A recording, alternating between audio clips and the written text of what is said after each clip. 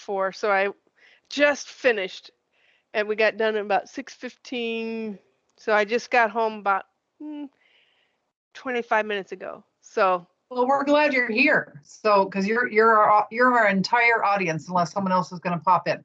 All right, so I'm not ready going to to be in take charge some of this at all.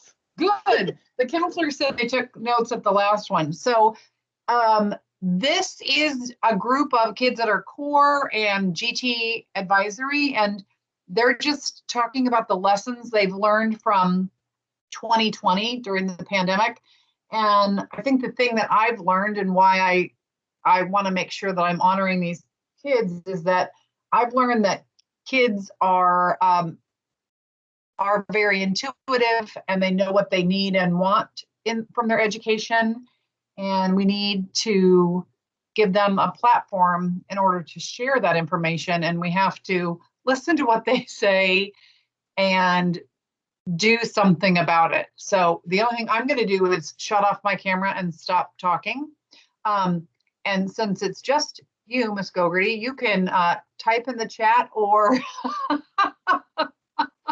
or raise your hand, but I'll just let the kids start. They've got an agenda, so. Okay, yes. Hi. So as you know, my name's Gabby Horde. I use she, her pronouns, and I'm a senior. I guess before we get started, since it is just Miss Gogarty, if everyone's okay with this, maybe if you want to type in the chat, like as we go along, you can, just because last time we kind of talked, I don't know, but I don't want to dictate that. So I guess it's speak up. But yeah, so I'm just going to start with talking about student input on education and transparency and student voice and choice. So the first thing I'd like to talk about is when asking for students' opinion, student voice, is to be completely transparent with what exactly you're going to be doing with the information they give you, and if what they're saying to you is going to be able to be implemented. Because I think sometimes, well, a lot of the time, what happens is there's all these committees and different groups and different opportunities that adults give students to speak up, but then nothing ever comes from that, and it's the same conversations happening over and over, just kind of going around in circles. And then the students are left wondering, why didn't the adults listen to what we were saying? So I think with that, like being transparent about like what is actually logistically reasonable, what can actually happen, whether it's with hiring staff or implementing new classes or starting new groups, and not just asking students for their opinions without having any follow through or any substance to that, because sometimes it can feel like, from at least from my end, and being a senior, it can sometimes feel like the adults are just asking last minute, like they're scrambling and they realized, oh, we didn't ask students for their opinion on this, so it feels like an afterthought.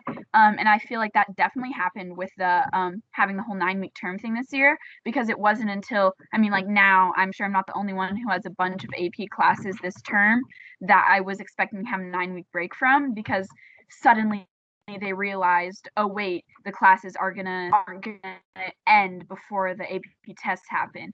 And so that kind of shows to me that students were an afterthought during that process, because in my opinion, like if you would have asked, or whoever, like, sorry, I wasn't directing that at you, but if the people who are making the decisions would have asked like 3 students, they would have gotten feedback right away, hey, this is going to be a problem.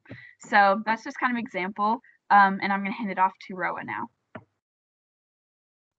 Yeah, kind of going off to like students are being the afterthought, it feels like the school environment is not really meant for students, and that kind of is like a huge reason why there's so much inequity.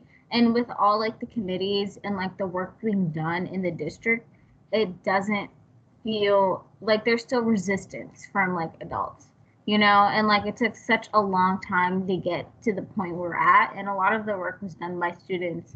And it's kind of frustrating seeing adults ask these student leaders, oh, can you provide us resources, when they have the power to find the resources themselves. You know, like this is their job, you know, they're there to accommodate students.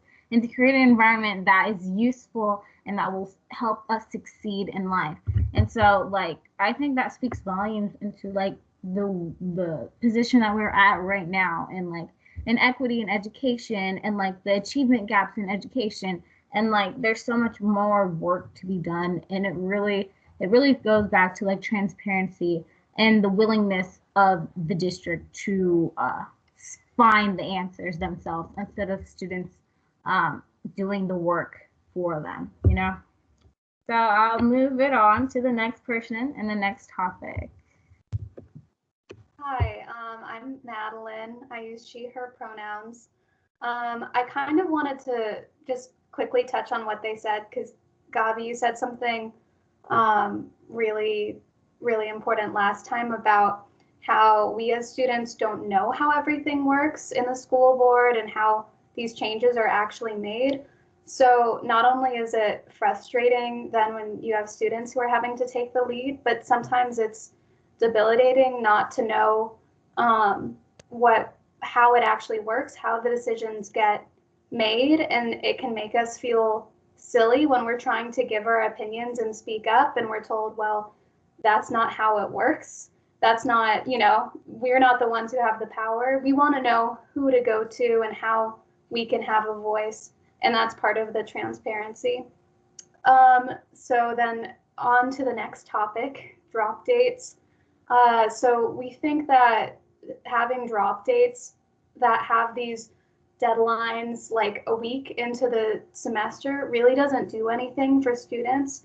It kind of only allows students to fix last minute scheduling errors as opposed to actually getting to see what their class workload is going to look like, what the class will feel like, what to expect. And even if they do have a good representation of what that class will be, 8 weeks out into the term or semester or whatever, it doesn't really leave much flexibility for students who might have changing circumstances, where they're realizing that they, for themselves, need to cut back on classes. And it also kind of impedes students who want to take risks and try different classes and different topics that they find interesting, but they're not sure if it'll be something they're good at or something they enjoy, or it might just be too much work, because you are punished for dropping a class after that certain time period. So I think it leads to less risk taking with classes. It leads to the standard predictable classes getting far more students signing up to them because they think they know what they can expect, like with AP classes as opposed to new classes that are introduced. So I think just having a drop plan available to students where they can then work with a teacher, discuss their intention to drop a class unless maybe changes are made, or if their teacher explains, that other students are struggling as well, and they're considering these changes to make the class more feasible. It gives students a better voice in choosing classes that'll actually suit them and being able to balance and navigate classes once they know what to expect and once they see what they can or can't get out of those courses. Hi, my name's Anthony. I use he, him pronouns. I'm a senior, and I'm here to kind of talk about scheduling. So scheduling's a fun topic this year since pretty much everything has kind of been haywire. Scheduling this year has been very difficult, and I understand that. I can only imagine the work that the counselors have been putting in, and I know from stories that they've been putting in a lot of work. But when it comes to scheduling, not only this year, balancing a schedule is so important because by balance, I mean you have central classes, you have home classes, and then you have campus classes. Those are typically the ones that you'll run into. And so Central Academy classes are typically the accelerated classes. They're going to be more challenging, may offer a heavier workload. I think that's the goal of Central, obviously, is to challenge their students. And so I know from personal experience, I've had events where I have had like 4 AP classes and then the next, and all at like Central. And then the next semester, it's you have a couple of elective classes at your homeschool. And so that can be challenging because then it just changes everything. And especially in a year like this where it's 9-week terms, it goes like my first week I had a bunch of my first term I had a bunch of AP classes, and then it went down to like pretty easy classes and then back up. So I think our goal is to mend that gap, to make the challenge kind of a steady amount throughout the year, because the steadier we can have that challenge, I think it's more beneficial for students because they're going to be more engaged. I feel like students, especially students that are used to being challenged, when it's not a heavy workload to them, they're less likely to be engaged because it doesn't stimulate them. So to have that steady and almost predictable challenge can be beneficial for structure for students. Another thing that I think could also help with balancing schedules is actually giving students access to the master class schedule before they're making their scheduling decisions. So that way they can judge how their classes will work. So maybe they're not directly choosing their classes and choosing their schedule, but they have an idea of where conflicts might arise, where it might become too much if they end up with a certain schedule. And they can also kind of take a bit of the responsibility off the actual counselor's shoulders by specifically making sure that the classes they choose won't conflict, or being able to choose backups that will fit within that schedule. And I think that would just make it easier on students to have a more active role in figuring out what they want their schedule to look like.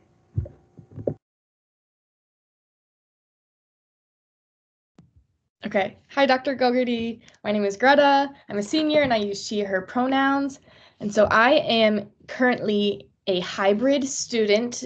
Soon I'm planning on going back full in person.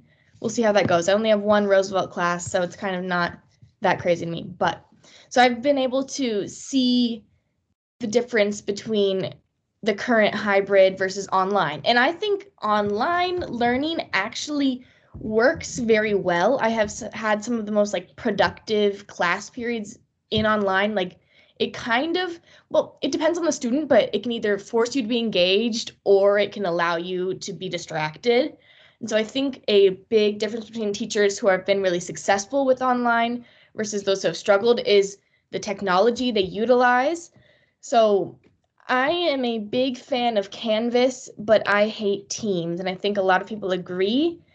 Teams is good for the sole purpose of meetings and breakout rooms, and the chat and communicating on Teams is good, but I don't think there should be any content on Teams. It is really confusing to access. Like my teacher, Mr. Jacobson for AP Physics, he tried to use OneNote, which had good ideas, but I didn't even attempt to use it because I'm like, I'm not good at computers. I'm not going to be able to use this. I'm just going to focus on what's on Canvas. And so with Canvas, teachers who are super organized on their Canvas and make it really accessible to students have so much more success in their classes.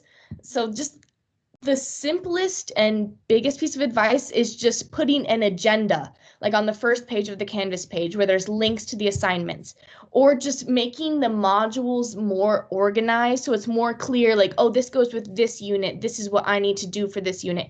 Not having all the assignments just randomized all over, like kids are going to get stressed out by all the missings. You need to make it clear what the students need to actually complete to get a good grade, and it needs to be clear what's a body of evidence and what is just they would like you to complete it. But if it needs to be clear what's going to be graded and what's extra work. And another tip I would say is if the class can be made short, if you only have to teach for a short amount of time, teach for a short amount of time. You don't need to draw out the lesson for an hour and a half just to fill up the time. It's more beneficial for the students to have the like 45 minutes of asynchronous time where they can actually feel like they would have time to get some work done, rather than 5 or 10 minutes at the end of the class and they barely have time to drink water and go to the bathroom before their next class starts. So I think just being organized and being time sensitive and just being very straight to the point, like making it clear, and not that there needs to be minimal work, but it needs to be, students need to know what they need to do to make it less overwhelming. And because usually I get really stressed at the end of the term. I'm like, I have so many assignments I need to finish up. There's only like 2 or 3 that are essential to your grade. And it's so much more, it's less stressful to know that you don't have 100 assignments. Anthony? Yeah, to build off what Greta said, I think being concise and as transparent, I think transparency is something that you're going to see is definitely something that is crucial for students and in education as a whole. And so through NHS at Roosevelt, we actually had a little survey where we just asked a few questions like how to utilize different technology and how was it beneficial. And basically using the survey, we got quite a few different responses, but the main ones that I saw were utilizing like the calendar in Canvas and to give like, okay, this is due this day and it's associated with the calendar, and also utilizing announcements where they include the links for the class. Because during that day, I mean, I've had classes where I can open up about 20 tabs before I get to the page that I need, because you have to sift through all of Canvas. And so having a clear, concise like announcement that just says, okay, we're going to be on this for like 10 minutes. You can click this link. You're right there. Boom, bang. Easy for the teacher, easy for the students. And it's more likely that they're going to be engaged, because if they have to sift through 20 different tabs or a bunch of files and modules, it's less likely that they're going to be engaged. And there's so many distractions in the home environment that engagement is so crucial. And that's our goal with students. We can benefit them if they're willing to be there and be fully there when they're going to learn. But if they aren't, we can't really help them. So we are going to be moving on to talking about culture responsiveness. But before that, I kind of want to build off this because I was talking to my younger sister about like this panel, like in between, and she brought some things to my attention that I hadn't thought about. She's a sophomore, so we have very, very different classes right now. She's also not a Central Academy student, so very different. So some things that I guess I didn't really realize is, first, I guess, so there are some teachers, some of her teachers are only explaining the assignments and not actually teaching the content. They're having the assignments do the teaching for them, which is, I understand that in this virtual setting, but I can imagine that some teachers are really good at that, at providing like different learning styles, videos, reading, stuff like that, but I'm guessing others aren't. So I guess, so that's something that I think should be, and I didn't realize this because none of my teachers are doing that. And so this is something that really can only be brought to teachers' attentions, the attention of teachers if the students are speaking out about it. And especially like as a sophomore, my sister wouldn't feel comfortable, like, younger students probably wouldn't feel comfortable, especially since some of our teachers aren't actually from our building and we've never met them in person, obviously. So that's one thing. And then another thing is that she is one of the students who's not really showing up to any of her classes, not really doing any of the work. But she said that one of her teachers reached out to her, Miss Pinkney, actually, and was like, hey, I noticed that you didn't come to any classes this week. You weren't active on Canvas. And my sister said that something that really like helped her was that Miss Pinkney said, do you want to talk about it? And she said, hearing someone ask, do you want to talk about it, rather how can I help, what can I do to help, is a lot different, because in the setting we're at right now, what can the teachers do to help other than explaining, having meetings? But that doesn't really help if you're not engaged already. So that's something that I think would be really important, like mental health check-ins, like at the end of the week, especially even for the students who aren't obviously struggling. I think that's really important, because this just brought to my attention that it's a lot easier for students to slip through the cracks than it usually is. So yeah, that's just that point. And then, so moving on, this does kind of have to do with equity and culturally responsiveness. So just kind of, I guess the first thing I want to talk about is the new social studies courses that are being introduced at all DMPS high schools. So I was on the team of students who worked to create those. So something that's like really important is that we're getting the word out to students about these courses and making sure that after, you know, this generation of kids who kind of are seeing it like this is a new thing for DMPS, that it doesn't die down, because that's happened with classes in the past getting cut. I think Roosevelt used to have an African American history class a long time ago, and then eventually they said it lost interest, but there's tons of interest now. So just making sure that the momentum is kept going, that's one thing for sure. And then another thing, I kind of touched on this at the beginning. I've been on so many different committees. I know there's a lot of other students who have been on a lot of different committees, projects, organizations, whatever, that have to do with equity, inclusion, and diversity. But there's only a very, very small handful that have actually been productive. For the most part, it's just, like I said, the same conversations over and over. And one thing I've noticed, like, I've been doing this for 4 years, obviously, and I know I'm of, you know, I have like ancestors of like generations of students who have been doing the same work. I like to call them that because they kind of started like, you know, the egg work. But just not seeing anything come into fruition until my senior year is very frustrating, because I know that it takes time, but at the same time, I don't think it should take 4 years, especially when students are doing most of the work, if not all of it, without the planning stuff. But sometimes it feels like students are doing all of the work, because it's thinking and having to explain our perspectives and stuff like that can be really draining, and then not seeing anything come out of that is very frustrating. But I'm going to hand it off to Roa. So yeah, one of the most prominent teams at the moment that is working towards this is the Des Moines Racial Inequity Team, started by Andy and Lyric Seller. And one of their biggest projects right now is the removal of SROs. We've been having this conversation for a long time, and the work is adding up. They are discussing, the district is being upfront in discussing the problems of SROs and how harmful they are. So they are aware of the data. And the next step is just removing them for next school year.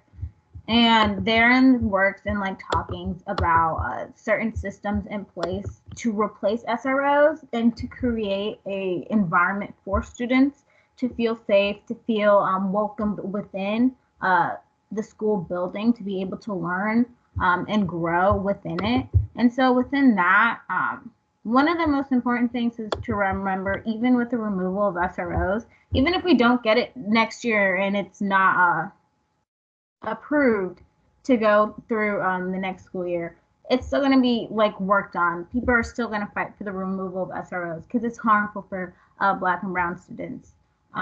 Even talking in scenarios of equity outside of that, one of the most important things is like decolonizing our curriculum. And we got that. We got the history courses, and it's really important, like Gabi said, by the momentum. We need to build the momentum, and it's so crucial because it's not just teachers who might have white fragility or white guilt, or might be have internalized racism, or might be racist. It's also students as well. And it's an aspect that DMPS isn't really looking at. They're just looking at teachers, but a lot of students actually hold this in. And I experienced some of that from a lot of like white majority spaces, usually at Central Academy. And it's kind of like the elitism right there inside the community, which is kind of harsh for like Black and Brown students. And like from my own personal experiences, talking with other like Black students about Central Academy and like discussing our schedules is so crucial that we get into class together, because we don't want to experience racism like within like classes, or like conversations about race, and then like someone is ignorant, and then that builds upon our own trauma. And so it's really important that the curriculum that we have discusses like race relations and the importance of our history, not just white-based history, and not really like sugarcoating it. And so it's really important that none of it is like whitewashed, and it's told truthfully, and it's taught by the people who have experienced it, because it's the most genuine part, and it's the only way in which we could develop equity, and really uplifting the voices of that specific community. And I think it can be easily implemented in like our English classes and like our history classes, just by thinking of that. But then like to get them in like other curriculum, you could be super like creative. I know in my science classes, my biology class, we were looking at like genetics. And one of the most harmful things is, I think it's called epigenetics, but it's like the science that, oh, Black people are inferior and stuff like that. And so like we looked at the science and why that is wrong in a way. And so teaching students about that could decolonize their minds throughout like a science lens, learning that no one is inferior, you know? And so that's really important, or even like arts or math, because it's really important understanding the history of it, for like different cultures and how they interpret it, like different music, different art. And so that's really important, and like appreciating it, not appropriating it. And so yeah, that's some ideas that we can implement it within our own school curriculum in any of the courses, and I think it could be implemented in almost every single class. So I'll pass it along to the next person. Thanks, Roa. Yeah, so Gabi and Roa had some really great points, and I kind of took a different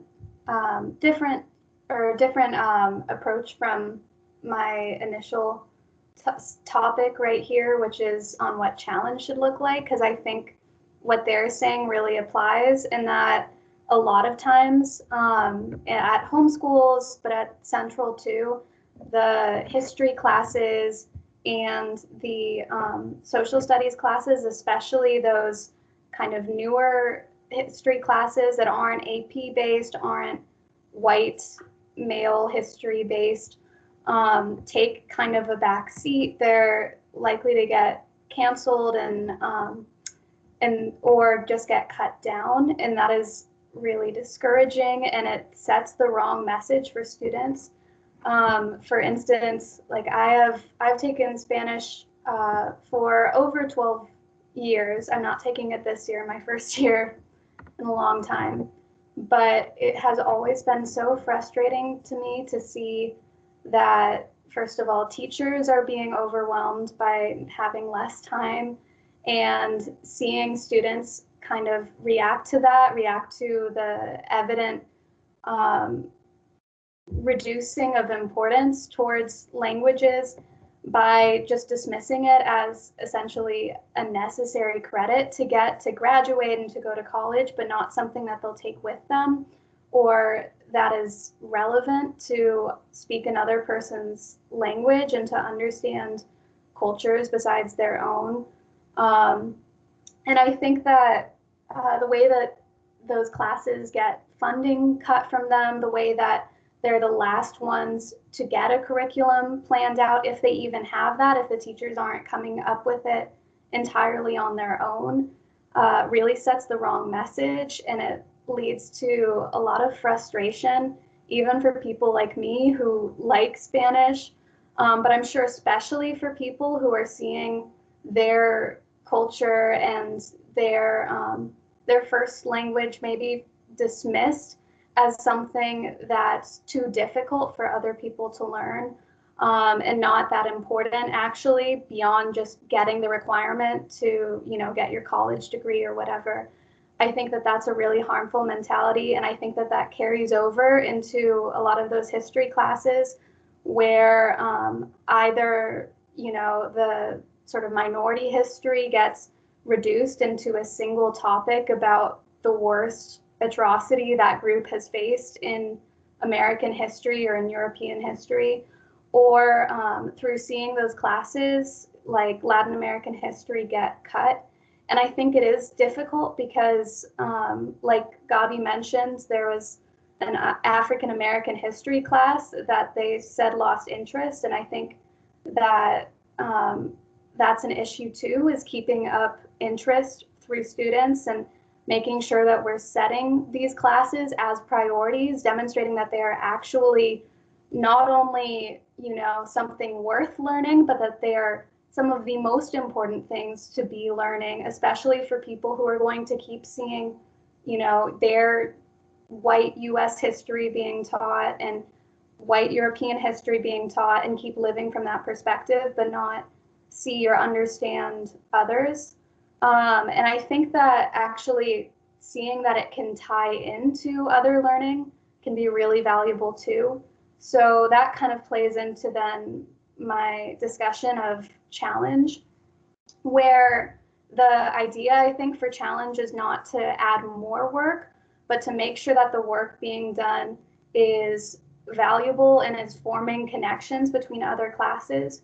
So for instance, looking at level 4 options, instead of adding them to the end of classes where students can easily say, well, I've already got an A, why am I going to do this? You know, I've already got so much work, I don't actually think it'll benefit me, as opposed to integrating it in where you might have an option for an assignment, and you can either say, you know what, I'm going to take the provided assignment, maybe it's an essay or something like that, or you can propose your own, connecting something that maybe you've learned from one of these other history classes to your English class, or from a science class like environmental science or biology, and making those connections, leading your teachers actually to think through a different lens, but also finding yourself thinking in a different lens and realizing that all of those subjects, the history classes that are kind of treated as window dressing to,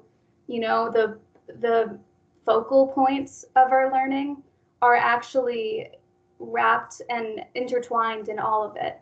So I think that any way that we can really prioritize those connections and show that the cultures that oftentimes get pushed to the side have a lot of insight to show us in all of these different subjects, and also to be leading students to be challenging themselves without just adding to their workload, adding to their stress, adding to this mentality that it's about passing classes, it's about getting into a college, it's about, you know, getting the grades to get a scholarship, to get to the next stage, instead of actually learning and growing from the skills you're being taught through those classes. I think that that's a really important thing. You said all that very well, Madeline. I don't have much else to say about challenge, but I think I said in the last meeting that the vagueness of what a level 4 or an ET means is very confusing, and it's so not uniform among classes. I wouldn't say it's necessarily a problem at Central, but all teachers kind of take it differently. Like in English, word within a word can be a 4 and get you an A with honors, but in APUSH, you have to really exceed the target in order to get a grade that is a level 4.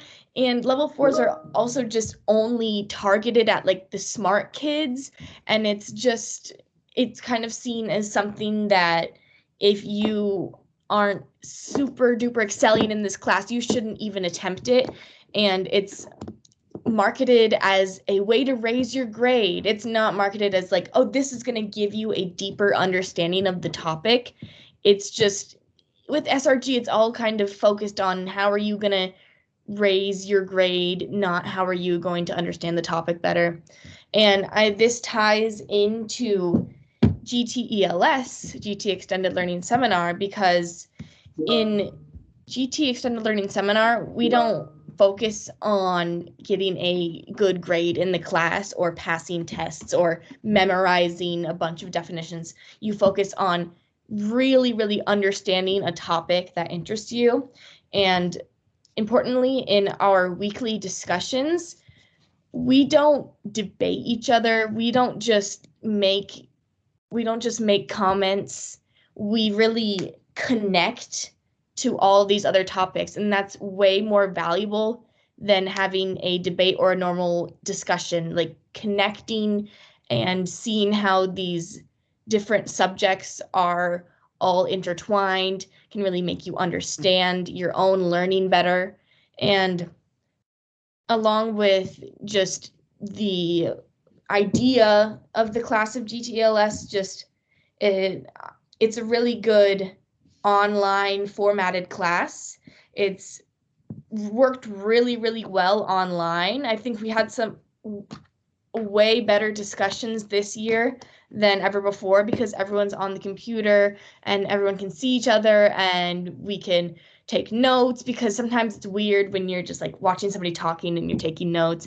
But it really made the class kind of more fun, which I was not expecting, because it was fun to be in person, but online it really kind of deepened our like focus on connecting when it's hard and we're literally not together. So it's a really good class. Yes, and I am also going to be talking about GTLS, but when you said that, core that's also happened with core, so that's just really interesting because we've had like our best discussions ever this year when it's been online, where like that hasn't happened in the past. So interesting. Just want to say that. But yeah, so with GTLS, yeah, I'm going to be talking about critical thinking because the class that I took this year, it was my first time taking it ever, and I wish I would have taken GTLS 5 times like Greta has. But the class I took this year was philosophy and critical thinking. So I learned a lot about like how you can kind of like manipulate your mind to think more critically, and it's can easily be done with the right ways of teaching and thinking and discussion. You just have to be kind of pushed in the right direction. And so that's something that I think, like you said, it can't be summed up with check boxes, but I think it should be implemented in every single classroom. And this also really connects to what Madeline said, because not only do we need to work on connecting like more social studies and non-white history courses to other areas of learning, but just in general, being able to connect all of our classes together, from taking that critical thinking class through GTELS this last semester, I feel like I was actually able to do that with my classes. Like I found myself like in AP Gov being able to connect what I learned in history of Middle East and Islam, being able to connect that to AP Stat, and then all the way back to GTELS. And I think that was partially because of the fact that I was taking philosophy and critical thinking, but also from the share and connects that we do at the end of the week. I like in real time, that was me having to apply what I learned in my class to all these other classes that were totally different, like across all spectrums, because that's like the beauty of GTELS. And I think that's another thing that we should take away from that class, is having passion driven learning. Because I feel like I'm personally, like, I'm a really lucky person to know what my passion is, but I know a lot of people don't. And I think education should help students find that, because it shouldn't be just about, like Madeline said, getting to the next level, because these are the developmental years where students need to be learning not only about basic math or accelerated math and science and history and English and how to write sentences, but also about how to navigate the world, how to turn your learning into a real career and be happy in life. And another thing that I just realized as I was talking, this is kind of random, but I also realized that a lot of kids don't know how to write email.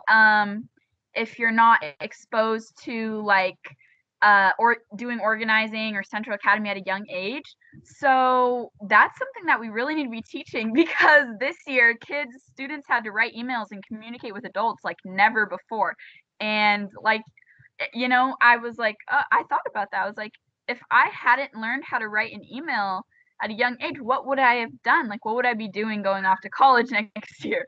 So that's just another kind of random thing. But just, I feel like things like that need to be more incorporated into every aspect of learning.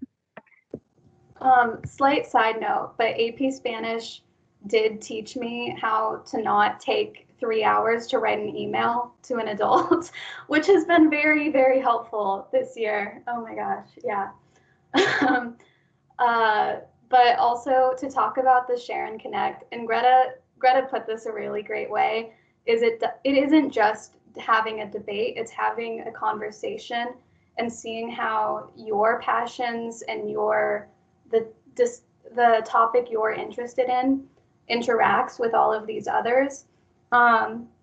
Because I think when we boil down discussion for academic purposes into just a debate, just two polar opposite conflicting sides, it kind of perpetuates this really hostile relationship to being proven wrong or being told that you are wrong, where your gut instinct is to say, no, I'm not. And if you're wrong, or if you end up being proven wrong, then that is a personal failure to win the argument. That's more of my personal assessment of that. But I think that when you're around a group of people and you're having this conversation where people, in order to connect their own ideas, have to listen to someone else, have to listen to their response, and they're practicing those skills of using conversation to inform their own thinking, to inform their own interests, instead of dismissing things that don't obviously connect as extra information, as something that's not relevant, because we've seen it's all relevant. It all comes back, whether it's, the pharmaceutical industry or religion or music or race. You can always find these connections, and it always leads to these really interesting discussions about institutional structures and about just anything you can imagine. That's really, really useful and very exciting, because I found this semester actually that even though I've had classes where it's been hard because I haven't been interacting directly with students, just having that weekly share and connect really helped me feel connected to my peers and to and optimistic about what we were going to accomplish in the future and about our ability to solve problems, because it's not just one huge monster issue to solve. It feels that way, and in a sense that because everything's so connected, it sort of is. But at the same time, you have people tackling it from all of these angles. You have people tackling it through education and through politics and through medicine and in really, really small ways. And it's made me optimistic to see that problems can be taken apart that way, and to see the power of every individual person when we're listening to each other and learning from each other. So that would be my major lesson from GTELS.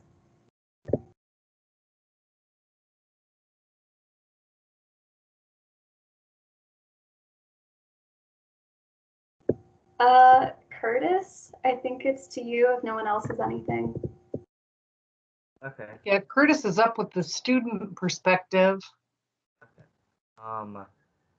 As a student, something that's really helped me get through the school year and make school feel less like a burden is finding extracurricular activities that give me a sense of community. And one that I tried this year was cross country, and if you're someone that likes running and is looking for a sense of community, I would highly recommend trying it, because all the other boys there were great, and the captains were wonderful, and oftentimes asked if I needed help with schoolwork and stuff.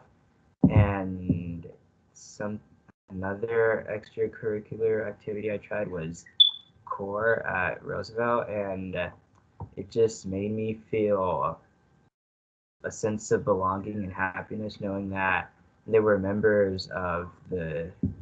people at Roosevelt that wanted to make a change at Roosevelt, as well as a change in our community. And in addition to that, my counselor would do these Friday activities during lunch where we just play games on the computers and talk to each other. And I think that when students have the chance to just sit down with each other and have conversations, it gives them a sense of community and makes school feel less stressful. And something else besides a sense of community that's really helped me get through school is being prepared, because last semester I wasn't that prepared, and classes were really hard because of that compared to, but then this semester I sort of got a plan, like, of how to prepare everything and stuff. And can you guys be quiet? Get out. Excuse me 1 second.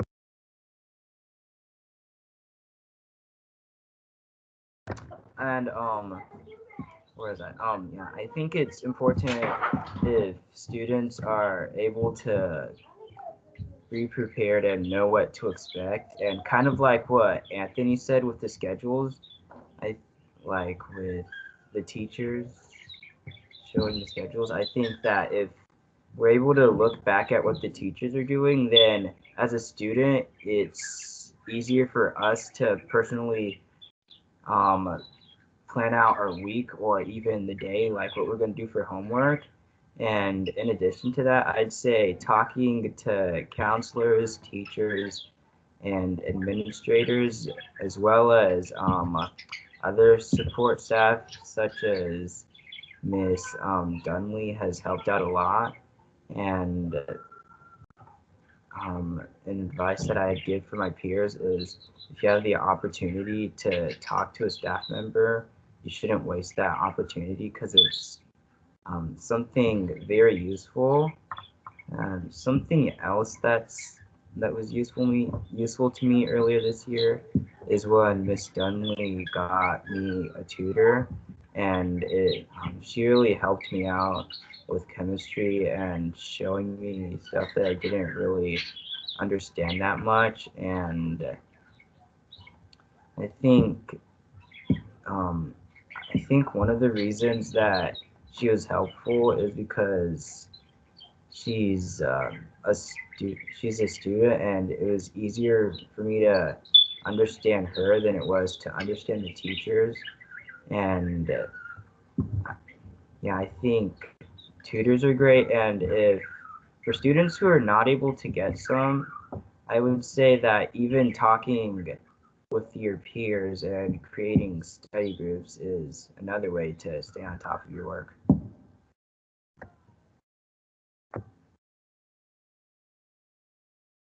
Excellent. Okay, so we have a little bit of time, and it's just Ms. Gogarty. If you want to ask the kids any questions, I think I've learned. I think my takeaway is that, and I can't explain it, and I don't know if the kids will back me up on it.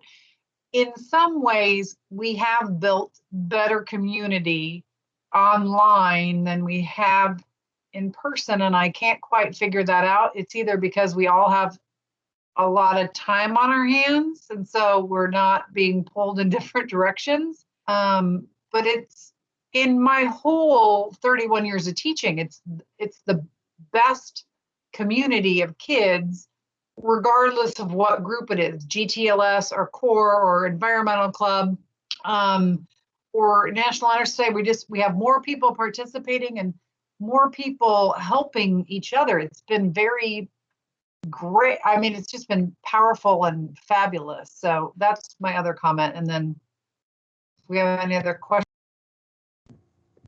In response to what you said, Ms. Dunley, I think it feels to me like we're kind of the closest we've gotten to actually ending the stigma on mental health issues, because for once I've felt that not only like, do I feel more comfortable being honest if someone asks me, how are you doing today, you know, and kind of open up that I'm not feeling so great. But I think teachers are feeling the same way, where we can kind of meet each other at the same level, and we don't assume as much that every other person is operating at their optimum capacity, because no one is. So I think that that kind of helps build more of that community, if that makes sense. Also building off of that, one thing, I don't want this to sound cheesy because I genuinely mean this. I think that one of the main things is that right now, okay, so I think something that needs to be more emphasized is that we have a common experience, and that is the human experience. And right now, we finally have right in our faces that everyone is experiencing one commonality right now, and that's the pandemic.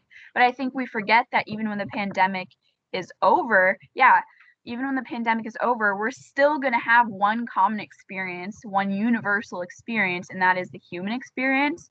And so I think one thing, something I learned like in urban leadership is teaching empathy. And I think like that is one of the most powerful things ever, because really you can only teach empathy by teaching with a bunch of different lenses and trying to help people expand their worldview. And I think that's like one takeaway that we can really like need to just keep in our minds with teaching and like reforming education after the pandemic is over, because we don't want to go back to us feeling like there's nothing that is connecting us all together, and this also connects to like classes connecting, like, because in reality it is all connected, because we're all going through a roller coaster of emotions every single day on top of all of the workload and everything in school. So yes, that's my piece.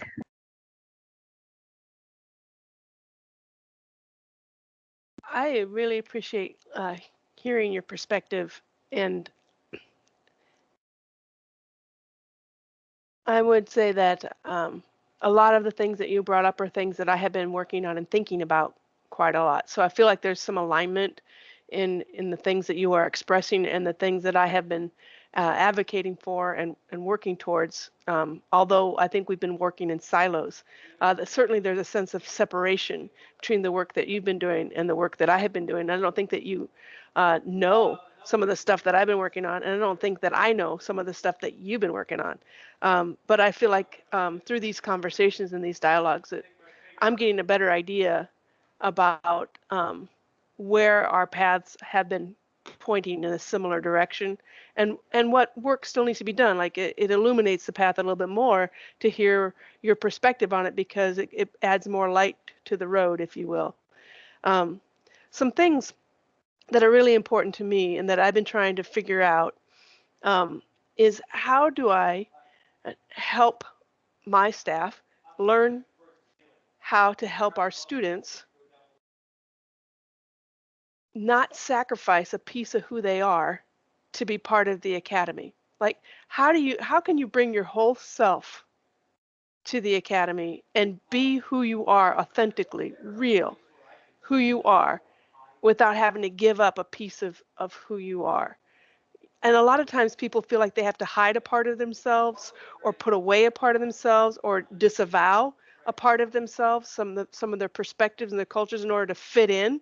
And while conformity has been a powerful tool for behavior control at Central Academy, it is not going to help us become the scholars we need to be. To be a real scholar, you've got to be real with yourself. You know, research starts with a little me search, as they say. You've got to understand your own perspective, and you have to develop your own thoughts in order for you, and your own voice. You have to put your own voice into the room in order for it to be really enriched by you being there. And I don't know, things have changed at Central Academy since over the years as I've watched it. When I first started there, it was a fishbowl. There'd be a bunch of kids in the center of every room who would do all the talking, and everybody else would sit around the edge and look at them and watch them do all the talking, like all the time. And you could tell what school they were from And you could guess their race and gender and everything based on who was. You could know without even walking in the room. You could close your eyes. You could say, "This is what's going to be happening when I walk in the room," and there it be, the same kids sitting in the center of the room doing all the talking, and the same kids sitting around the outside listening and never raising their voice. And one of the things that I have noticed that has been changing is, and I'm not saying that it's changed. I'm not saying we're there, but I am saying that we have been working on is trying to integrate more voice into the room, because all of us are diminished if some of us are silent. And so we have got to find a way to get people to bring their whole selves and discover you don't even know your whole self, right? Most people do not have an idea who they are. So just figuring that out, and you can't really figure that out unless you are generating your own thoughts. And that's where the critical thinking comes in. That's where something like the GTELS is so helpful, because it gives you an opportunity to explore your own thoughts and to discover parts of yourself that you didn't even know. So I'm thinking about that. And then I've got a question for you, but before I do that, Roa, tell me what you're thinking.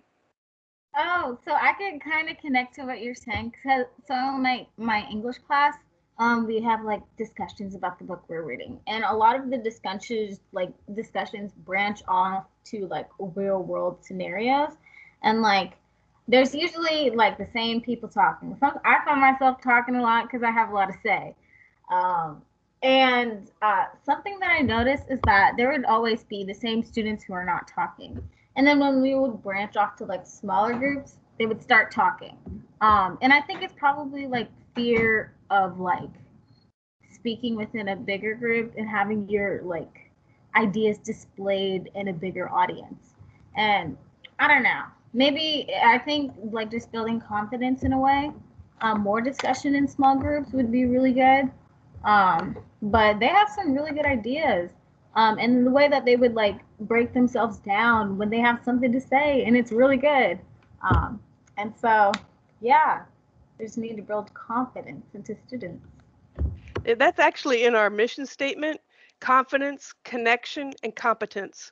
That's what we want kids to develop: is connection with each other, the confidence to understand their own thinking, and the competence, the skill sets that you need to be successful as you roll on. And that's that critical thinking piece. I'm so glad you said that. That's really important. Gabi. Yeah, sorry, I don't want to derail from your question, but I have a few things that might be like interesting pieces for you to know. Okay, so one thing that I have come to realize this year is that like with the same group of students who are always talking, that's actually part of the reason why I moved to Roosevelt English, because I kind of got there was a microaggression sophomore year that I was like, okay, I'm done with you guys.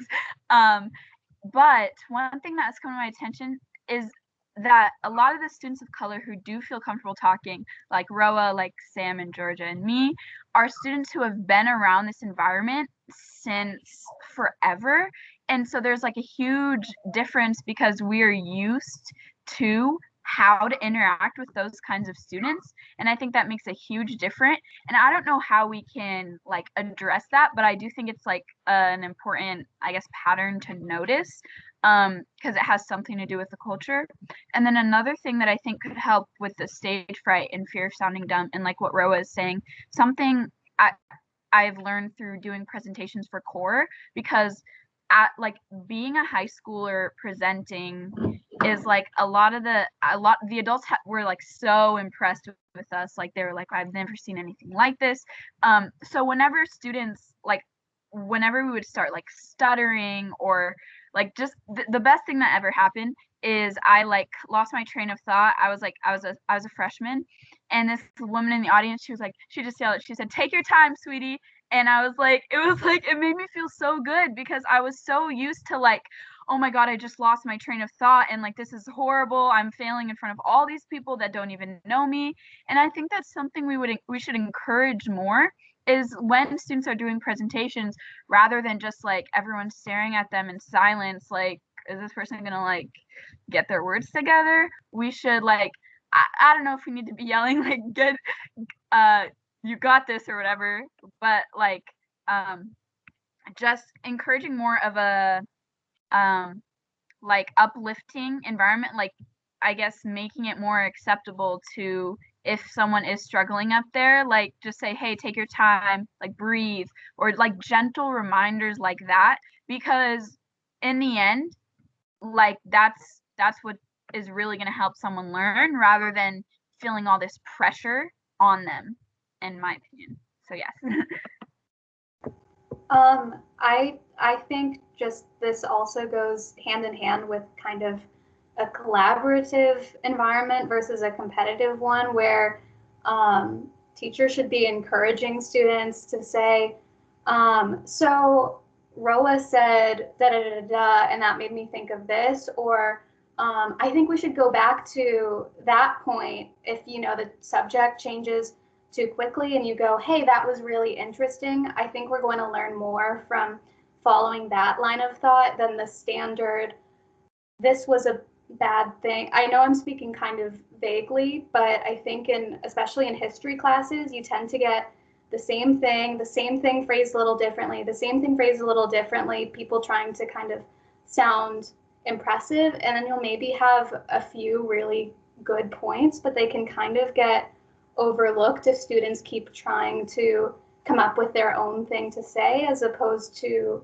recognizing that a totally valid form of discourse is just considering those other perspectives. Not only that, but giving credit always, not just co-opting them without crediting them. And I think like this year, I've had a really great experience in my English class, which I think is probably more diverse than any English class I've been in, where there are all sorts of perspectives, and those are kind of coming to the forefront, where we're hearing about people's different experiences, and then in the chat, people are referring back to them saying, oh my gosh, that's so cool, I've had a similar experience, or can you tell me more about that? Just expanding on these conversations where people want to learn from each other, and it's not just about coming up with a thing that makes you sound smart. It's about learning from the conversation, not just saying something to sound smart. So any way that a teacher can demonstrate that by going, oh yeah, this person said this, and that was a really interesting thing, and I think we should explore that further, I think will help kind of perpetuate that environment. Something else that I noticed that Madeline saying, when you said that your English class is more diverse this year, I think this has to do kind of more with a different inequity of like lack of students of color in AP classes, but this is also the most diverse AP English class that I've had this year, and that's because it's students from all over the district, not just from Roosevelt. And so I think that's another thing that we should definitely take away from this, is looking, like, I feel like it'd be interesting to do a study and look at the demographics of them at like all different schools, because it was just weird. I was like, it's majority students of color in my AP Lit class this year. Oh, you've done that study. See, exactly. This is where we need the bridge. Because yeah, that's just, it was just really, it was awesome, but also really weird, but in a good way.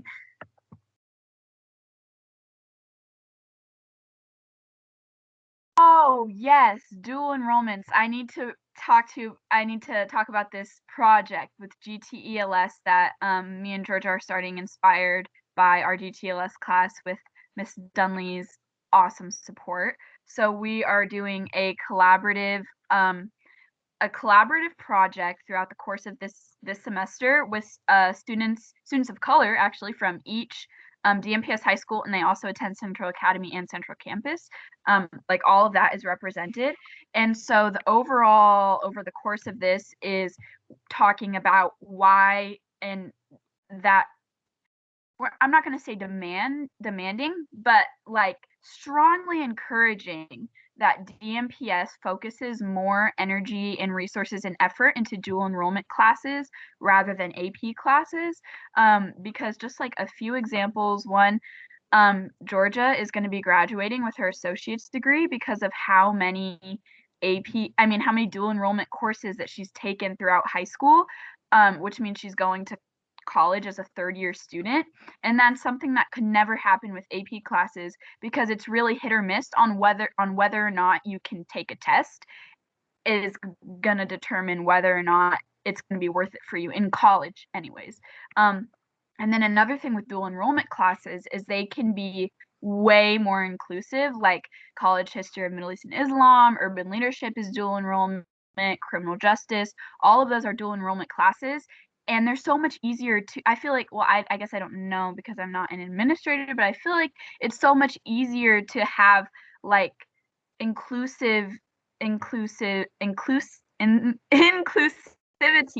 with dual enrollment classes and have kind of like more incentivizing students to take those classes. Like if there was a way for us to make the 8 new social studies curriculum classes dual enrollment, I feel like that would be like amazing because it not only would it incentivize students to take those classes, but it would also provide the students who are taking those classes with more benefits than just feeling like just the learning. Sorry, I totally lost my words, but yeah. It's okay. It's late at night. We've been on screens for a while, so I hear you. But here's the thing about the dual enrollment, because I hear exactly what you're saying. You're right. People can graduate from high school and they can have easily 2 full years of college under their belt. They can have that associate's degree. There's a lot of benefit that you can take with you. Here's our problem, and this really hit us hard this year. Accreditation. In order for our high schools to be accredited with the state of Iowa, we have to offer X number of English classes, and they cannot be for dual credit if they to count towards accreditation. So dual credit have to be in addition to. So we have to offer, there's a certain number that we have to offer in English, in mathematics, in social studies, and so on. And that's what happened. We really had to pull back on the dual credit offerings this year in particular, especially at the homeschools. Which is why, I don't know if you want to hear all this, but this is why Central Academy is remaining virtual this semester, is because if we were to go to in-person or try to create an in-person schedule, then we would have to restrict our schedule so that you could ride the bus to get here. And also we'd have to shift my tiny staff into some in-person and some virtual to handle both modalities. And that means we'd have to cut our course catalog. So we wouldn't be able to offer as many different courses. And so we would end up cutting a lot of opportunities for kids and right now the only way you can get dual credit this year is largely through your academy and campus classes. And it's not the way we want it to be. That's not the way we want it to be. What I'd like to do at Academy is to take classes beyond AP because there's so many limitations with AP. And I'm telling you this as a person who is the district director of advanced placement courses. Okay, so and I got to say I love the College Board and what they're doing for us and all, but come on, AP European history, that's all you got? I mean, come on, you serve the world. Come on. So whatever. I'd like to go and take that a step further. I mean, what comes after AP Bio? What comes after AP Music History? What comes after, some of these classes that are what comes after AP US History? What happens next? A lot of times you get through that and you just want more, and there isn't more. So I feel like there's a real opportunity at Central Academy for us to examine that. And certainly we have come a long way. We have revised our curriculum dramatically since I started there in 2014. It's a very different curriculum than it was, and the teachers, if you've listened to them, they will tell you that they have had to rewrite their curriculum multiple times. I'm so sorry, friends, that I made them do it. That's not entirely true. They wanted to do it, but it was hard to let go because they had a fear of not giving the best thing for their students. They knew that what they were doing made their students successful and ready for college. They were afraid that if they changed it, that somehow they would take away that magic sauce that gets kids ready for college. But what really gets kids ready for college is critical thinking. And that means you got to really be able to develop your own thinking and your own ideas, and being able to let go of some of that toxic perfectionism in our staff is really important. That fear that maybe I won't get this right, maybe I'm not the expert, maybe I don't have all the answers. That's frightening for the staff, and it infects our students. You see that same kind of toxic perfectionism pervade our student body population, and it hits our BIPOC students even more than any other group. In fact, the more different labels that you have that somehow other you, the more likely you are to suffer from that toxic perfectionism in a way that is really detrimental, where you are afraid that you're going to make a mistake, that you're not going to get it right, that you're going to lose your vocabulary, that you're going to look dumb, that people are going to find out you don't really belong, that you hoodwinked them this whole time. All of those feelings that people have come from that idea that it's make or break. I do it right this time, or I can't do it at all. And we've got to find a way to separate that out. And so in order to do that, I've been really pushing our staff to examine that in their own thinking, because it comes from someplace. The culture comes from the people who are there. And the people who are there the longest, which is usually the teaching staff, really shape the culture the most, right? So how do we address that? And what I have to say about at least the academy staff is that they are really open to that change. And they have been able to have those honest discussions. We had a discussion today at lunch. We have a lunch discussion twice a month on anti-racism work for our staff. And, people were crying. I mean, teachers sobbing. This is such a good lunch, But, this is hard work, and change is difficult, and learning new things is hard. But you know what? If it wasn't hard, then you weren't really changing, and you weren't really learning anything. So part of what happens when you're at academy, you're going to learn new stuff, and that critical thinking that is so hard. That's why it's so hard. But that's because it means you're really learning something. You're really growing. So anyway, here's my question for you. And I'm sorry, I don't want to kick this off and to make it go on forever, but I want you just put this in the back of your mind and just sort of be thinking about it. And then if you want to email me or talk with me about it later, I'd love to hear your thoughts about this. One of the things that I think feeds into this sense of toxic perfectionism is the idea of class rank, that there can only be one person who's number one, and everybody else. And people do crazy stuff. I mean, I think it's nuts when they say, I can't take that class because it's not weighted. What? You can't. So many kids haven't taken GTLS because they're like, but it's not weighted. Yes. I'm like, okay, but other kids have used it on their college applications. But here's the thing: when you go to college, they don't give you class rank. You don't get number one in your class in college. What do? They have a cum laude system, where you are cum laude, which means the Latin for with honors, right?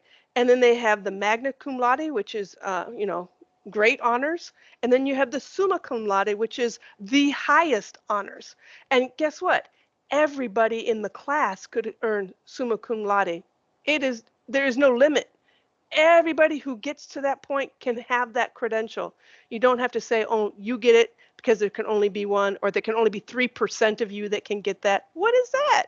That's craziness. And I think it adds to that idea of toxic perfectionism. So in my mind, I'd like to do away with class rank, but I don't know how you guys feel about it. So.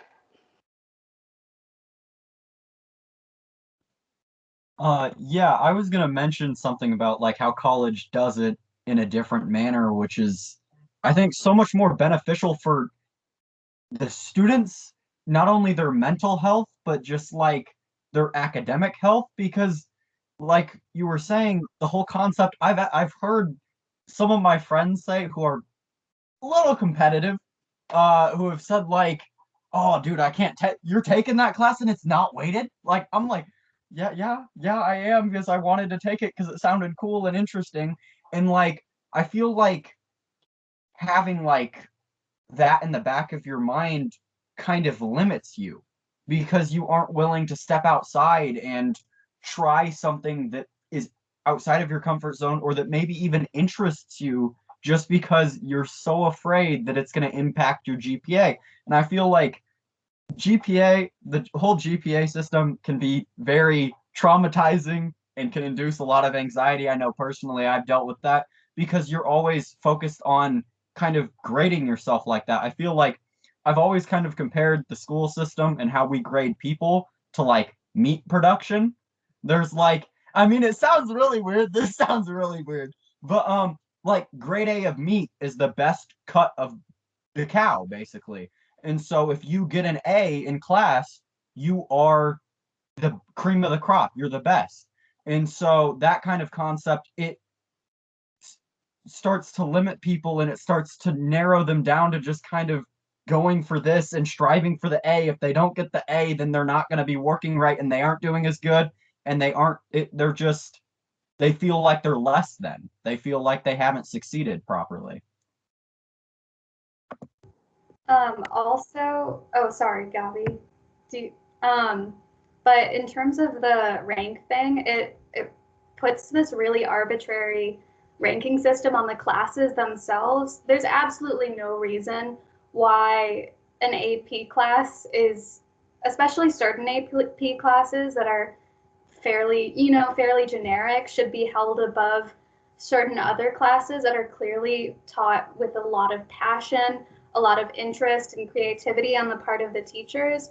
And there's no reason why it's more valuable to take a certain AP class than that other class. I think that that's a really unfair thing to have, to say that it's worth more just because it's got that label attached to it.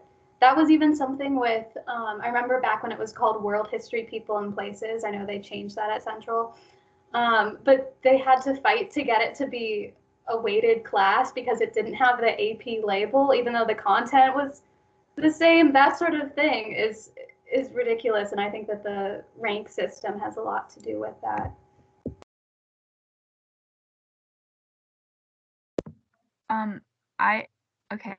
So I agree with everything my peers have said. I'm going to start that because I'm going to be talking about something different. Until we are able to abolish class rank, we need a solution. So I think if we could have a panel of students like this, like totally diverse in thinking, in classes we've taken, in social identity, everything. A panel like this for incoming students to talk, incoming high school students, actually 8th grade, to talk about different high school experiences, because like the best decision, I will say that the best decision I've ever made in high school was taking accelerated biochem freshman year, because of that, I have not taken a science class since my sophomore year, AP chemistry, because instead I've taken urban leadership, criminal justice, history of Middle East and Islam, like GTELS, because of like me, like, okay, I almost did the IB program, and because that got cut, like I didn't do the IB program, obviously. So I was like, what can I do besides that to learn what I want to learn? And I think so telling students from 8th grade that there's so many different paths that you can take in high school, because like there's that, and then there's like graduating with your associate's degree, and then I'm sure there's so many others more that I don't even know of. Like, just kind of, you have so much power without like, but no one really knows that you have this power to like manipulate your schedule with certain opportunities. I don't know. It's really all about knowing the right people, which sucks because not everyone gets to know the right people. But for those, I don't know. I'm going off on a tangent. But yes, that's, yeah. Yeah, I think that's a great idea, Gabby. I think we need to talk about that. And maybe even at core, Roa and Curtis, like if we had kids talk to the kids who are from the same middle school, that would be really powerful, right? Like, that's a great idea. Let's really keep that on the table so we can, I mean, that's definitely something we can do. Yeah, I always kind of wished I had some sort of like older advisor, to help me plan my schedule and work out what would be beneficial to me for my interests. And I've done fairly well with picking out classes and stuff like that. But I've realized from trying to help my brothers decide what classes they want to take and just how helpful it can be to have a student's perspective on those sorts of things and say, because when you're planning your schedule year by year, you don't always know what's going to end up happening, you know, your junior or senior year, what you need to leave room for, what you need to get out of the way. And the counselors can help with that to some degree. But, and I mean, part of the issue was no one expected a pandemic my senior year of high school. So I might have done things a little differently had I known that.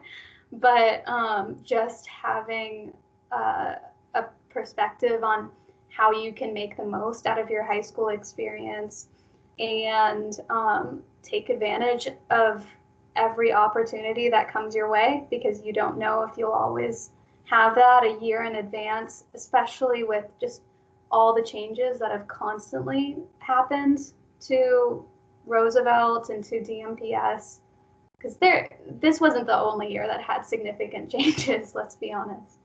So yeah.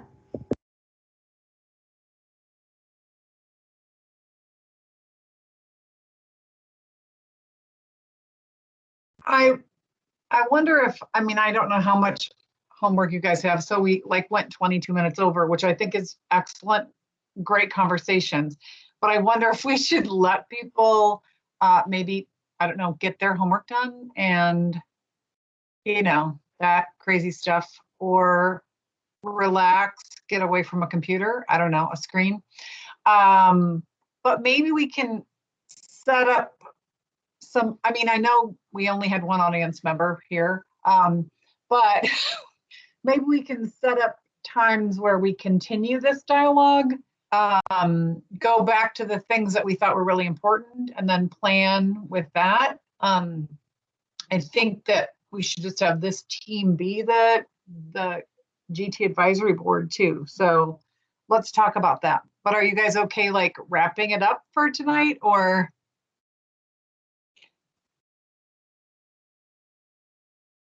I'm going to stop recording.